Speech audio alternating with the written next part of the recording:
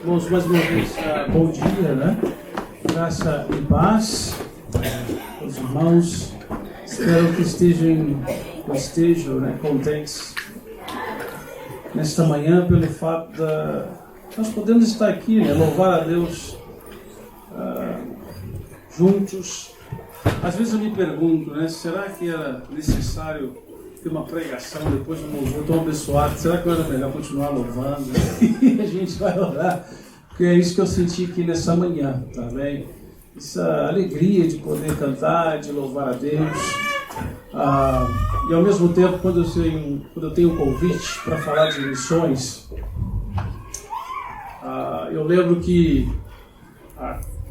25 anos atrás, quando eu fui pela primeira vez tocado por Deus, para não pensar só na minha igreja local, mas talvez Deus estava me chamando para fora, e eu comecei a orar, e eu ficava apaixonado com os números e com as necessidades, então aquilo me motivava a querer fazer missões. Mas é fato, irmãos, que os tempos vão mudando, os desafios também vão mudando, e até a maneira como a gente expõe a palavra de Deus hoje para missões, também há uma necessidade de uma aproximação diferente. Não é só mais hoje os números dos nossos dias, infelizmente. Não é só mais a necessidade que há cá em Portugal ou fora de Portugal. E pensando nisso, eu sei que o ano passado vocês fizeram uma série de estudos na igreja dos Tessalonicenses, não é isso? Está vendo como é que estou ligado? Eu sei o que está acontecendo, pastor. Mas esta igreja, não é a primeira vez que eu vou falar desse sermão também, irmãos. Já não é preguiça também de preparar um novo sermão, mas Paulo disse aos Filipenses, ele disse assim: olha, eu não me canso de vos falar as mesmas coisas, Tem sermão que deveria ser pregado todo domingo mesmo, tá? Porque é assim que a gente memoriza, Tem duas coisas muito importantes hoje, nessa manhã. Primeiro é que eu prego aquilo que eu estou a tentar a viver. Isso é muito importante, tá bom, irmãos? Você não sabe, é o que a gente mais precisa. O pregador precisa viver aquilo que ele está querendo ensinar. E segunda é que vocês, ou eu também, não sejamos somente ouvintes dessa palavra, mas praticantes dessa palavra, tá bom? Então, essas são duas coisas fundamentais para a minha vida e para a sua vida nessa manhã. Nós vamos ler o texto de 1 Tessalonicenses, nós vamos aqui navegar em todo o capítulo número 1 de 1 Tessalonicenses, carta de Paulo, os Tessalonicenses.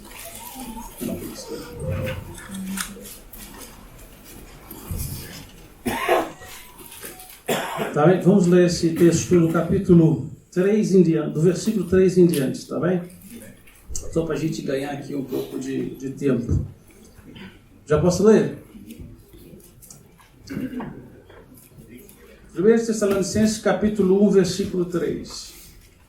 Lembrando-nos, sem cessar, da vossa obra de fé, do vosso trabalho de amor e da vossa firmeza de esperança em nosso Senhor Jesus Cristo, diante de nosso Deus e Pai, conhecendo, irmãos amados de Deus, a vossa eleição, porque o nosso evangelho não foi a vós somente em palavras, mas também em poder, e no Espírito Santo em plena convicção, como bem sabeis quais fomos entre vós por amor de vós. E vós vos tornastes imitadores nossos e do Senhor, tendo recebido a palavra em muita tribulação, mas com gozo no Espírito Santo. De sorte que vos tornastes modelo para todos os crentes na Macedônia e na Acaia, porque partindo de vós fez-se ouvir a palavra do Senhor, não somente na Macedônia e na Acaia, mas também em todos os lugares a vossa fé para com Deus se divulgou. De tal maneira que não temos necessidade de falar de coisa alguma, porque eles mesmos anunciam de nós qual a entrada que tivemos entre vós, como vos convertestes dos ídolos a Deus, para servirdes ao Deus vivo e verdadeiro, e esperardes dos céus a seu Filho, a quem ele ressuscitou dentre os mortos, a saber, Jesus, que nos livra da ira vindoura. Pronto. Então, irmãos, esse capítulo é muito importante para nós. Nós estamos falando de um curso de missões, mas tem 3 perspectivas para você também encarar. Toda vez que se sentar numa igreja, num pequeno grupo, ouvir a palavra de Deus, tem sempre 3 alvos. Você, como indivíduo, o que você vai fazer, qual vai ser a sua atitude, qual vai ser a sua resposta com aquilo que você ouviu. E um outro público-alvo seria a sua família, aqueles que estão mais perto de vocês, o que vocês vão fazer como os mais próximos da fé, e o que vocês vão fazer no terceiro grupo, que é como comunidade, como igreja, tá bem? Então tem que ter esses 3 impactos, você, sua família e a tua comunidade.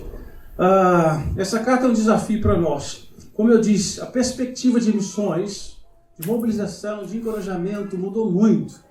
Em nossos dias hoje a gente precisa refletir um pouco mais até na ética cristã, na vida cristã e muitas outras coisas, para depois sim sermos enviados. Mas essa carta ela traz algumas características que eu quero falar com você desta igreja, que vale para esta igreja cá em Hermesinto, para você como indivíduo, como eu como indivíduo. Ela tem fases muito importantes para uma igreja local e ela tem propósitos para cada um de nós, tá bem? Então nós vamos olhar em primeiro lugar para essas 3 características. O que significa características, irmão? De uma maneira bem simples, característica é como você se identifica, não é?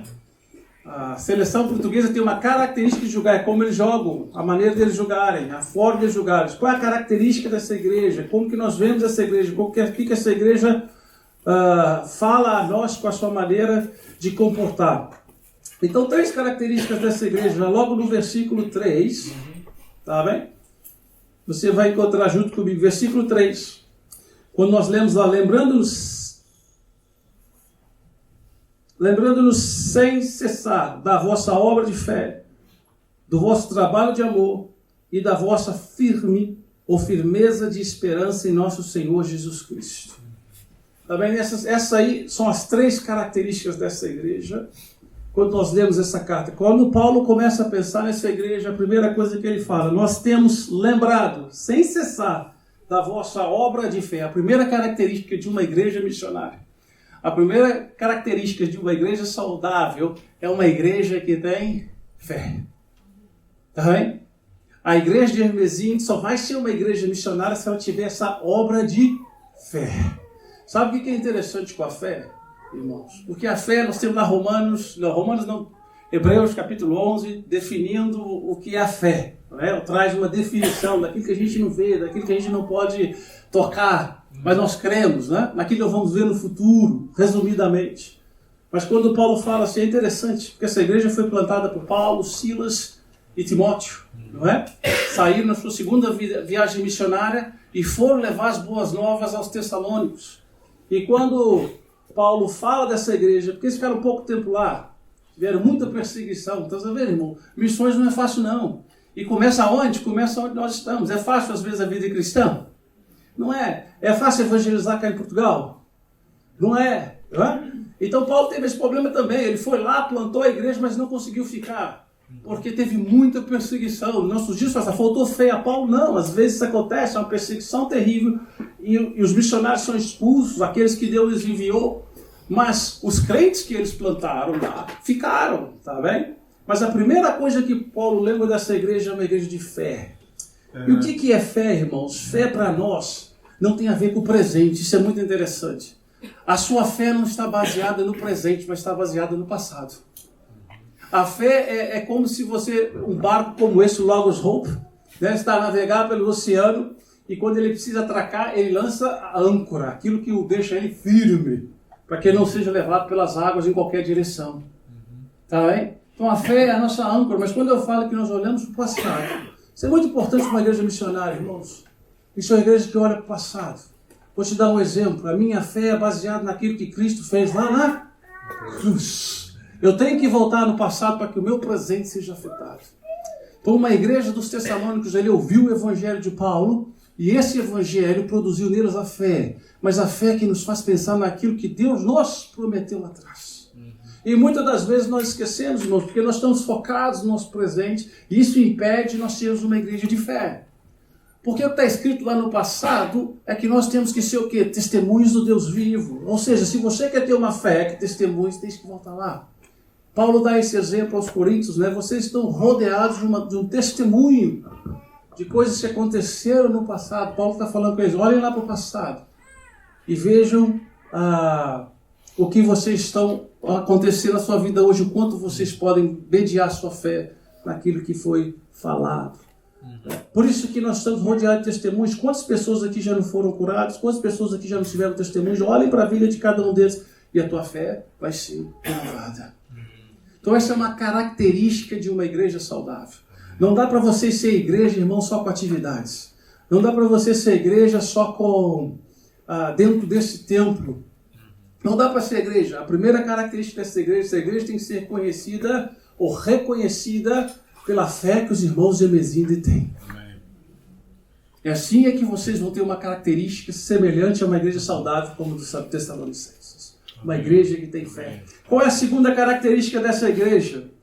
Paulo fala lá no versículo 3 também, ele vai dizer o seguinte: e do vosso, não me canso também de lembrar, lembra da vossa fé, e ele vai continuar a dizer, do vosso trabalho de amor.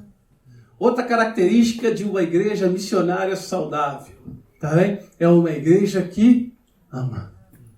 Tá bem? O desafio é esse para nós muitas das vezes, irmãos, porque nós muitas vezes conhecemos o conteúdo, mas de forma prática nós não o fazemos. Quando Paulo então lembrou da igreja dos Tessalônicos, ele lembrava do amor da vida daqueles irmãos. Mas diferente da fé, que muitas das vezes acontece conosco, a fé sim, você vai buscar lá no passado aquilo que os evangelhos te falam, aquilo que o Pentateuco te fala, e você então restaura a sua força, você desenvolve a tua fé no Senhor Jesus. E até mesmo na tua vida pessoal, né? Quando eu lembro do que Deus fez no passado, eu falei, não, eu posso confiar no Deus vivo, eu sei de onde vim e sei para onde vou. Glória a Deus. Mas aqui o amor não tem a ver com o passado. O amor tem a ver com o presente. Ninguém ama lá atrás. Né? Aí eu amei muito ontem, mas hoje eu decidi não amar. Tá bem? Hoje eu não quero amar nenhum palestino, porque o meu objetivo é só os judeus. Amanhã eu vou amar os palestinos. Então não existe isso. O amor tem a ver com o presente, tá bem, irmãos? Uma característica de uma igreja saudável, de um ministério saudável em missões, tem a ver com uma igreja que ama. Tá bem?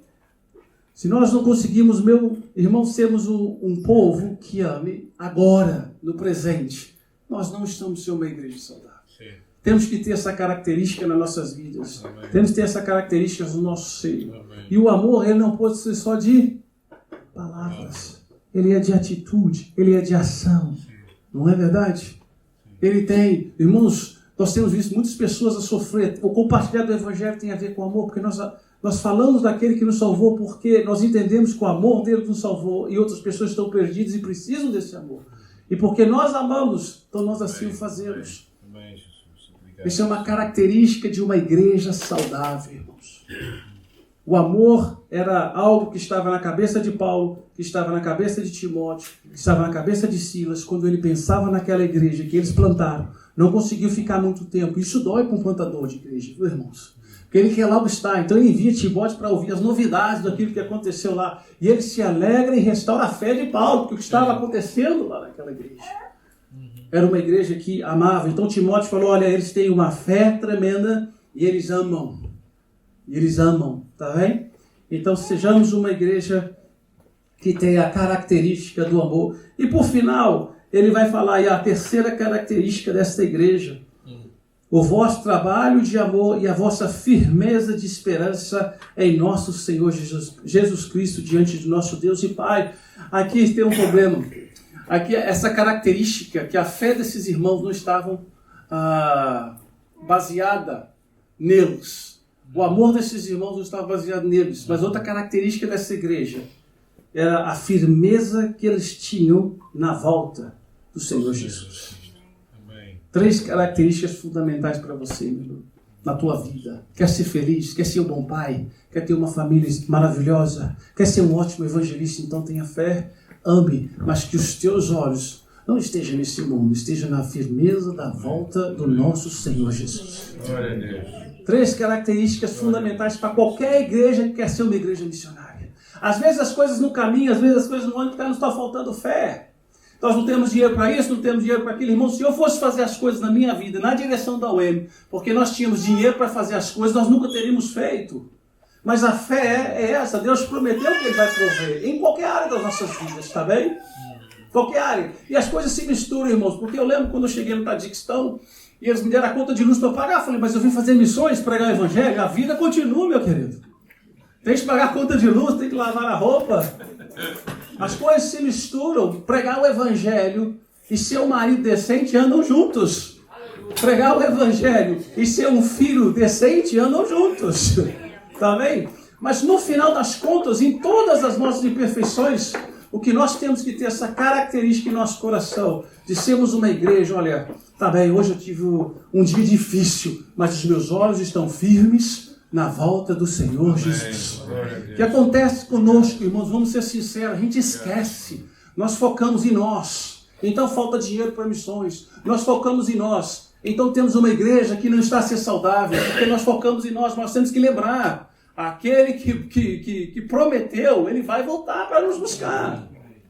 Isso aqui é muito passageiro, não é? A nossa carne passa, mas nós não podemos perder essa característica de igreja, de mantermos os nossos olhos fitos, não na terra, mas no céu, porque o Senhor Jesus há de voltar. E Paulo está falando disso dessa igreja. E eu também ouvi falar, eu me alegro muito da firmeza que vocês têm na volta do Senhor Jesus. Sim. 3 características, não esqueçam disso. A primeira delas, você tem que ter uma fé. E é interessante, porque a fé, como eu disse, você volta ao passado, você lembra do que Jesus fez, das promessas de Deus, daquilo que está escrito no Antigo Testamento, no Novo Testamento, então aquilo te dá garantia, dá firmeza na fé. Não é? O amor não é para amanhã e não para ontem, mas é para agora, nós amamos agora. Tá bem? Mas a esperança em Senhor Jesus Cristo está no futuro. Tá bem? Está no futuro. Nós não sabemos a hora, nós não sabemos o dia, mas está no futuro. Então os nossos olhos estão no futuro. Nós temos esperança no futuro. Tá bem, querido? Está sem esperança nessa manhã? Deixa eu te dar uma boa notícia. Pode ter esperança, porque o Senhor Jesus vai voltar. Glória a Deus. Futuro. Mas você precisa desses 3 elementos, dessas 3 características, para nós sermos uma igreja missionária. Na verdade, a palavra missões não está nas Escrituras. Existe uma missão. Existe um mandamento divino para nós. Do jeito que nós recebemos, Jesus falou para Pedro, Pedro, você recebeu de graça, vai e compartilha de graça. Tá vendo? Jesus deu mandamentos para nós fazermos, tá bem? Então essas 3 características nós vemos na igreja de Tessalonicenses. Mas essa igreja também tem 3 fases, irmãos. Talvez aqui Hermesinho passou por essas 3 fases fantásticas também, creio eu. Vamos ler ali o versículo 1:5. Vamos ver o versículo 5 para ver a primeira fase desta igreja. Porque o nosso evangelho não foi a vós somente em palavras. Qual que é o segredo aqui, irmão? A primeira fase dessa igreja, então, talvez aqui tem muito mais a ver com o que nós estamos acostumados tradicionalmente a falar de missões. Tá bem? A primeira coisa aqui, irmãos, a coisa mais importante que você ouviu e que o acompanhou comigo aí na tua Bíblia é que o evangelho foi. Tá bem? Se o evangelho não tivesse ido, nós não estaríamos hoje falando da igreja dos Tessalônicos. A primeira fase dessa igreja, 3 homens colocaram no seu coração, movidos pelo Espírito Santo, e levaram as boas novas. Nós, como igreja, temos que ter essa fase sempre. O evangelho não pode ficar na igreja. O evangelho tem que ir à igreja. Para fora da igreja. Então, a primeira fase dessa igreja é isso. Você imagina se Paulo e Timóteo, na sua segunda viagem missionária, decidem não ir. Vamos ficar aqui, vamos louvar, vamos continuar aqui em segurança, sem perseguição na nossa vida. Não. Pelo contrário. A primeira fase dessa igreja é essa. Paulo vai falar Romanos, lá, capítulo 10, versículos 14 e 15, quando dá aquela explicação toda. Como é que eles vão crer? Como é que eles vão invocar daquele que eles nem sabem quem é? Então aqui é a necessidade de nós falarmos do evangelho, irmãos. Então eu já quero logo aproveitar esse momento e desafiá-los e continuar a desafiá-los como igreja. Que missões começam onde você está. Faça um compromisso com Jesus. Eu vou levar o evangelho para o meu vizinho. Não, sério, irmãos. Faça isso, você vai ver o resultado. Tá? Talvez vai vir umas tribulações. Talvez vai vir alguns problemas. Mas vai valer a pena. Leve o evangelho. Nós precisamos de ver mais português se converter. Faça parte de missões de curto prazo. Nós temos oportunidades durante o ano. Se você não está enferrujado, olha, eu pregava muito antes. Olha, isso é o amor do passado, o amor do presente, irmãos. Quando nós pregamos o evangelho, nós estamos amando. Tá bem? Há muitos. Cobra aí o departamento de missões para gerar oportunidade para vocês evangelizarem. Vá às ruas, falem de Jesus. Por que não? Jesus quer isso para você, irmão. Jesus não quer só que a gente foque no nosso trabalho. Jesus não quer só que a gente tenha momentos de lazer com a nossa família. Jesus não quer só isso. Ele pode nos abençoar com essas coisas, mas Jesus quer que nós venhamos a levar o Evangelho. Essa é a primeira fase dessa igreja. O Evangelho foi até os Tessalônicos. Olha lá o que acontece quando o Evangelho vai. Olha lá. Qual é o versículo 6? E vós vos tornastes imitadores nossos e do Senhor, como bem sabeis quais fomos entre vós por amor... Perdão, pulei aqui. Vou voltar ao versículo 6. E vós vos tornastes imitadores nossos e do Senhor, tendo recebido a palavra em muita tribulação. É muito interessante, irmãos. O Evangelho foi, certo? Paulo levou o Evangelho. E o que acontece? Eles receberam o Evangelho. Irmãos, toda vez que você colocar no seu coração de levar o Evangelho, alguém vai receber. Alguém vai receber. Talvez você não vai pregar, não vai ver os frutos dos primeiros 100, mas em algum momento alguém vai receber. O fruto vai nascer. O Evangelho foi. É aquilo que eu disse, talvez você vai sentir dores, talvez não é tão simples. Nós estamos numa batalha espiritual, há uma oposição do inimigo, mas seria muita falta de amor da nossa parte. Lembra do dia que você se converteu? Lembra do dia que você aceitou Jesus na tua vida? Lembra do dia que alguém foi na tua casa? Né? Eu estou aqui com 12 quilos a menos porque uma carraça resolveu passear pela minha perna e me dar uma picada. Fiquei doente os últimos 6 meses. Emagreci. 12 quilos. Tem um pessoal que fala comigo assim, eu também quero ser picado pela carraça. A perder peso. 4 meses aí na cama, irmão. Tu não queres isso. Procura uma outra dieta. Não de carraça. Mas quando aquele homem chegou na minha casa numa segunda-feira do mês de março de 1998, irmãos, eu era um jovem sem futuro, sem esperança, muito magro por causa das drogas e das noites. Mas ele foi na minha casa, sabe, pastor? Ele foi. E ele foi muito simples. Ele levou o Evangelho das Boas Novas. Ele disse, eu perguntei o que é que eu faço? E ele pregou o Evangelho. Aceita Jesus no teu coração como único e suficiente Salvador. Irmãos, naquela segunda-feira minha vida foi transformada, 25 anos atrás. Nunca mais, eu não sei o que é viver sem ter esperança, porque agora eu tenho esperança. Mas o Evangelho foi. E você lembra do dia que alguém foi à tua casa? Como é que você se converteu? Então por isso que nós não temos o prazer, o deleite de guardarmos isso para nós. O Evangelho tem que ir e Deus quer usar a vida de vocês. Porque lembra, missões começa onde você está. Não adianta você ficar pensando no Afeganistão, atrás dos montes, nas aldeias portuguesas, se você e eu não fazemos missões no nosso prédio, nos nossos vizinhos. Tá bem? Tá bem? Estamos juntos? Então o Evangelho foi recebido. É interessante que o Evangelho, irmãos, foi recebido debaixo de muita perseguição, tribulação. Eu lembro quando eu me converti, meu pai virou um leão, papai. Eu não sei de onde que veio aquilo.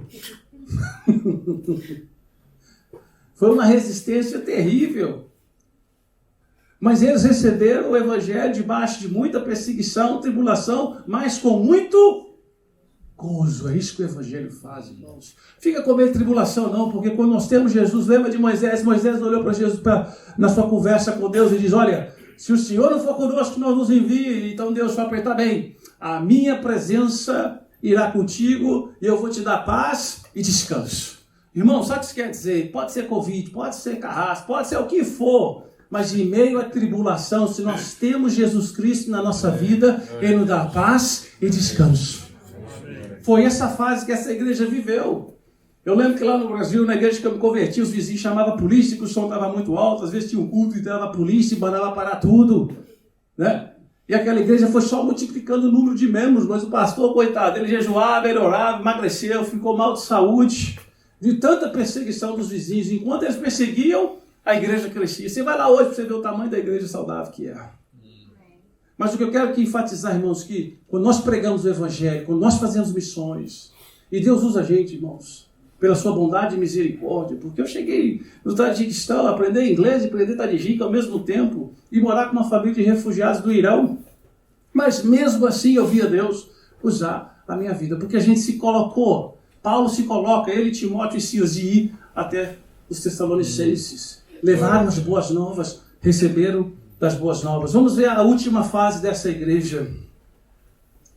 Tem tudo a ver com missões. No versículo 6, continua, né? Aliás, peço desculpa, nos versículos 7 e 8 agora, de sorte, versículo 7, que vos tornastes modelo para todos os crentes da Macedônia e na Caia, porque partindo de vós, fez-se ouvir a palavra do Senhor, não somente na Macedônia e na Caia, mas também em todos os lugares. Não é missões? O evangelho vai, o evangelho é recebido, ele não para onde ele foi recebido, mas agora, os crentes de Tessalônia, o que eles fazem? Os tessalonicenses, o evangelho não para neles, eles enviam para a Macedônia e para a Caia. O evangelho não pode parar mesmo assim. Eu sei que vocês têm feito um trabalho missionário, eu sei que vocês têm ajudado outras nações, mas tem muito trabalho à frente, irmãos. Eu tenho certeza que tem espaço aí no seu coração para mais evangelismo. Talvez aqui na nossa Macedônia, na nossa Caia, antes de nós irmos lá para fora. Irmãos, quando você conduz aqui em Portugal, aqui na zona do norte, então, tem muita gente precisando de ouvir o evangelho. Muita gente.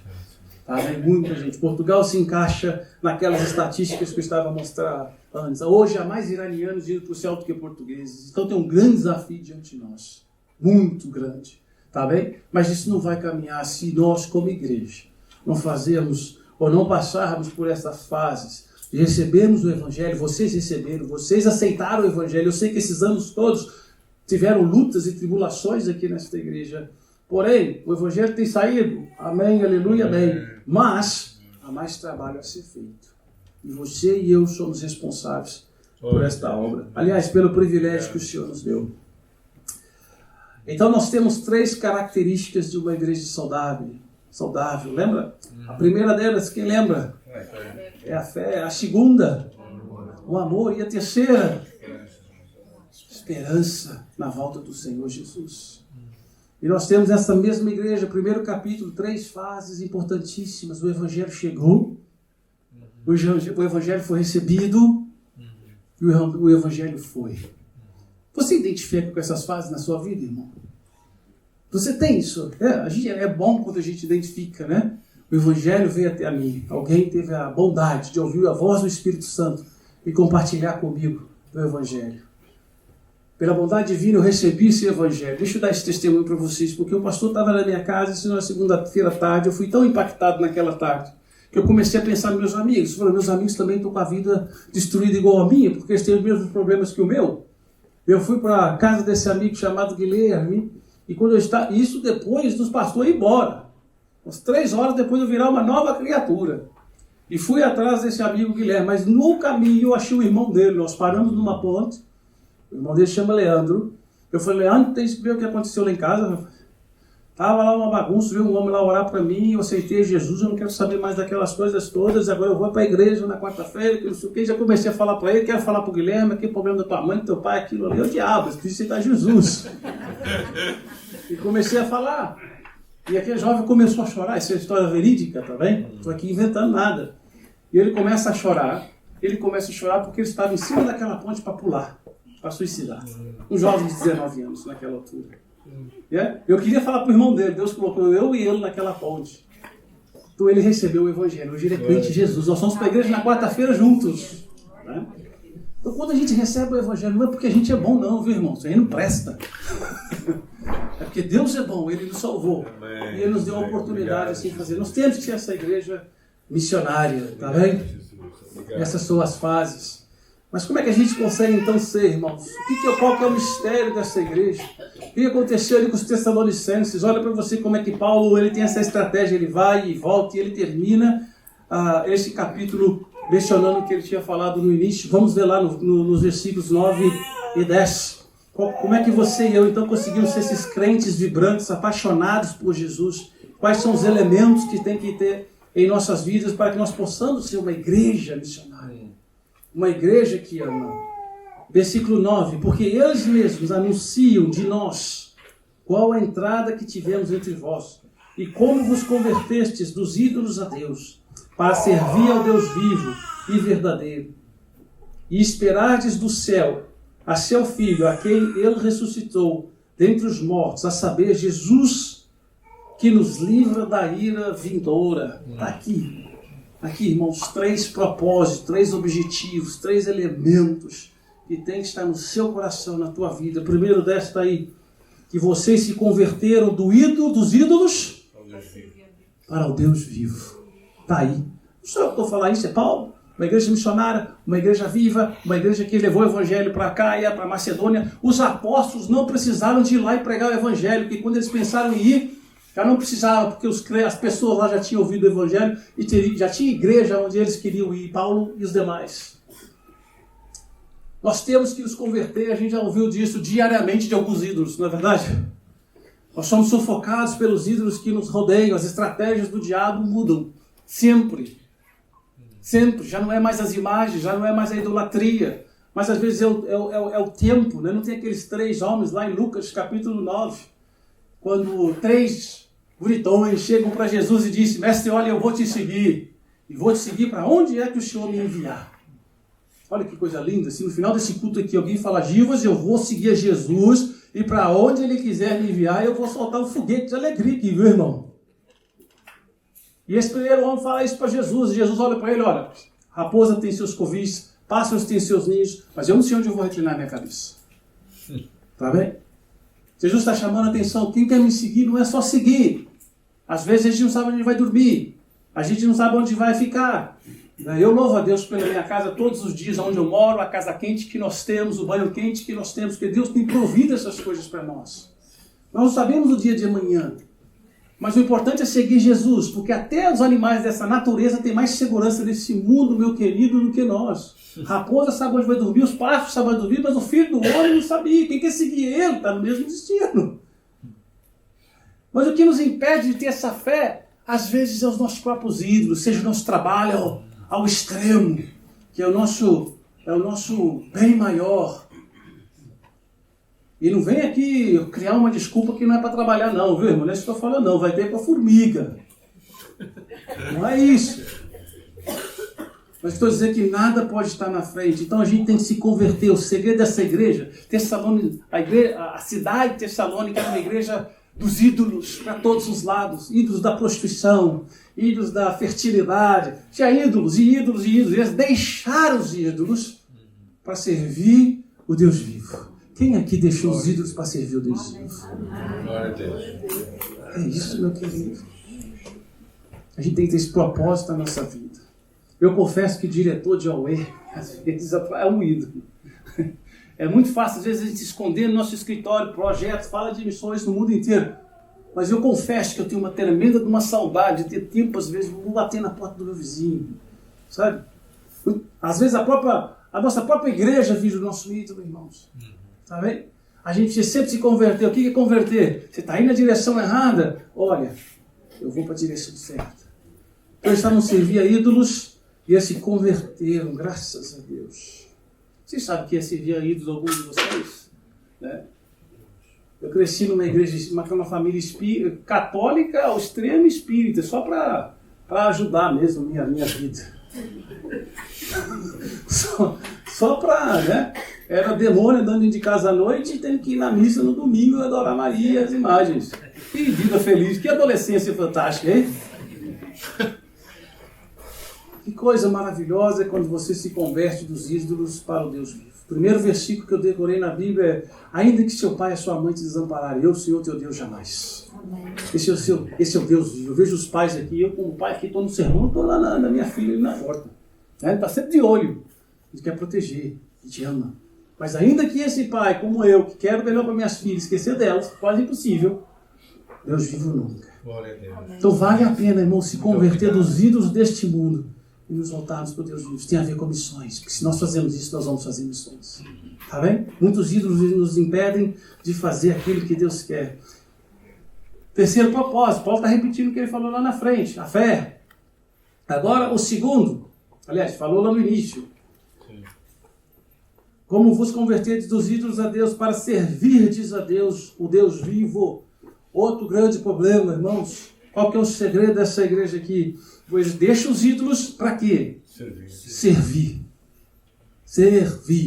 Tá bem? 3 características fantásticas. Fé, amor. Olha, cara, isso é coisa de igreja católica, não é? As novenas? Fé, esperança e amor. Não é? Fé, esperança e amor. Fases. Deixa eu terminar, para caminhar para o final. Então, que nós possamos ser uma igreja que serve. Irmãos, deixa o seu lazer às vezes, deixa a sua pizza às vezes. Isso é importante, mas servir a Deus numa campanha evangelística, servir a Deus com as suas finanças, servir a Deus com as suas orações, faça um propósito de oração. Eu vou orar por missões, eu vou orar para a minha igreja, eu vou orar para a liderança da minha igreja, eu vou orar para a expansão do evangelho na minha igreja, porque nós estamos envolvidos, irmãos, nessa coisa dos domingos de culto, dos domingos louvar, nós sentimos bem, graças a Deus por isso, mas é além, tá bem? Vamos servir a Deus durante a semana, amém? Isso é parte da vida cristã. E eu posso te prometer uma coisa: você vai ser a pessoa mais feliz desse mundo. Você vai ser a pessoa mais contente deste mundo. E por fim, irmãos, é o que nós não podemos esquecer, né? Paulo termina a dizer no versículo 10, né? Eu já falou isso antes.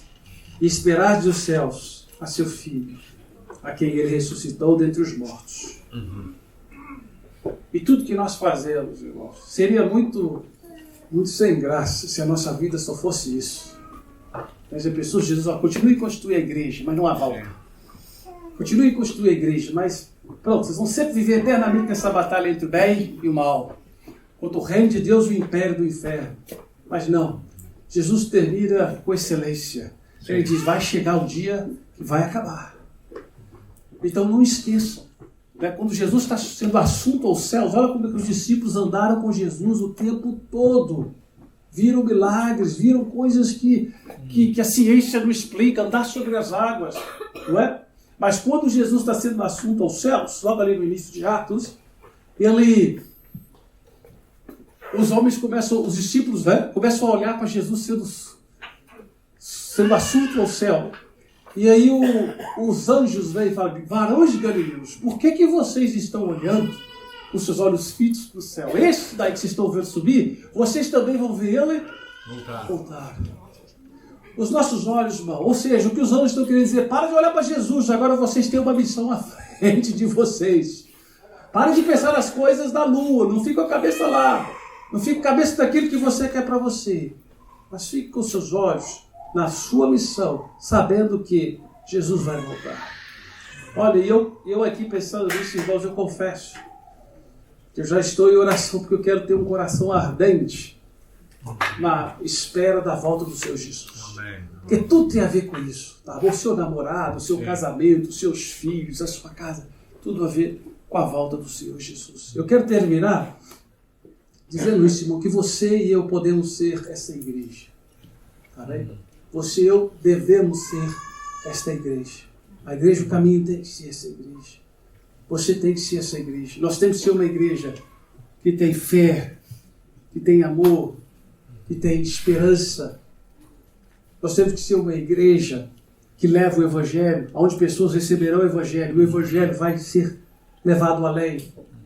E nós temos que deixar tudo o empecilho que nos impede de fazer isso. Qualquer ídolo para servir os Deus vivos. Nós temos que ser uma igreja que serve ao Senhor Jesus com amor. Amém. Tá bem? E que os seus olhos e os meus olhos estejam fitos também na volta do Senhor Jesus. Deixa eu orar por você antes de passar a palavra para os irmãos.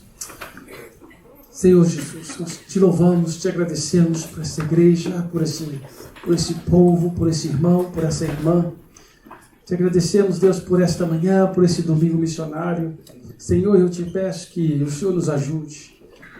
Essas características, essas fases, esses propósitos desta igreja que o Senhor levantou ali, Deus, no povo tessalônico, Senhor, através da vida de Paulo e seus companheiros. Meu Deus, que nós possamos continuar, Deus, também neste exemplo. Possamos ser uma igreja que caminhe nestas direções, ó Deus. Obrigado pela vida do pastor Samuel e sua liderança, essa igreja que tem sido bênção para muitas pessoas, muitas vidas. E a gente sabe que há muitas tribulações, muitos ataques, ó Deus. Pedimos a tua bênção sobre eles também, sobre essa comunidade. Deus, ajuda a tua igreja a continuar a ser sal e luz sempre, Deus. Sempre, Senhor. E nos incomoda, Pai, com a necessidade de pregarmos o Evangelho, com a necessidade de levarmos o Evangelho, Senhor Jesus. Ajuda-nos, ó Deus, a sermos uma igreja semelhante a Ti, uma igreja semelhante a esta igreja que nós aprendemos um pouco mais nessa manhã.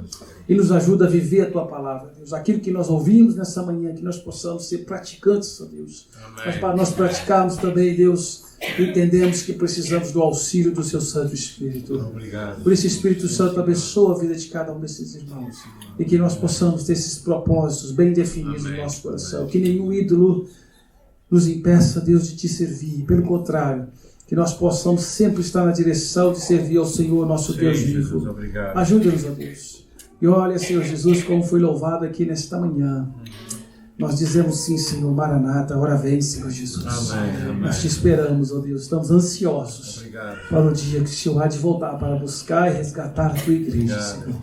Muito obrigado, meu Deus. E nós oramos sempre, Deus, agradecidos no nome santo de Jesus. Amém.